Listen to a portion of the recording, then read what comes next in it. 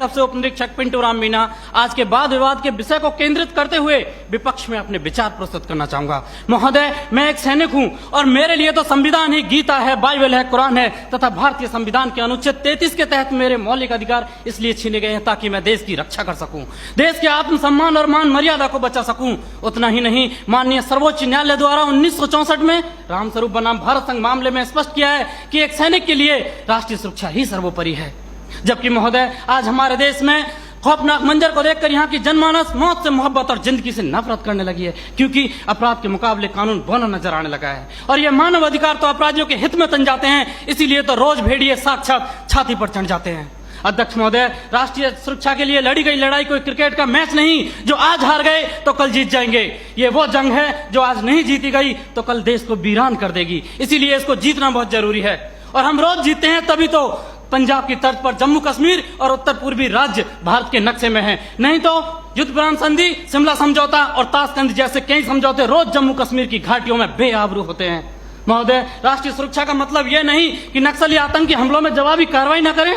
राष्ट्रीय सुरक्षा का मतलब आतंकवाद, नक्सलवाद, उग्रवाद को खत्म कर देश के कोने कोने में शांति स्थापित करना है। और अगर शांति स्थापित करना है तो आतंकवाद और नक्सलवाद को पोषित करने वाले तथा उन्हें हथियार मुहैया कराने वाले राष्ट्रों पर प्रतिबंध लगाने की जरूरत है। जरूरत है न्यायिक प्रक्रिया को सुधारने की, टेरर फंडिंग और साइबर क्राइम को रोकने की। आज जरूरत है राजनीतिक इच्छा शक्ति की।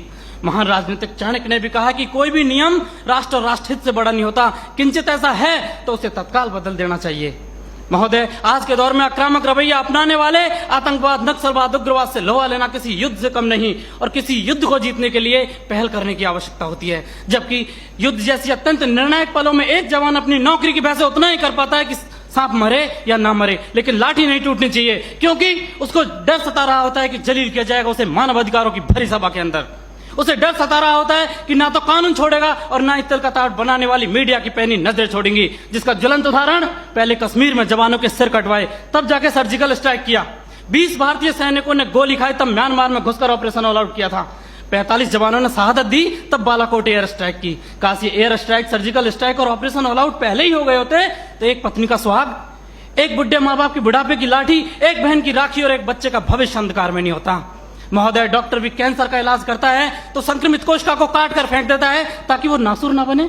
और आज हमारे देश में आतंकवाद, नक्सलवाद और उग्रवाद तो उससे भी गंभीर समस्या बने हुए। ये एक नहीं, दो नहीं, तीन नहीं, हजारों निर्दोष लोगों की जान ले लेते हैं। महोदय, मेरे विपक्षी साथी किन दरिंदों के लिए मानव अधिकारों की दुहाई दे रहे, उनके लिए जो विश्व के सबसे बड़े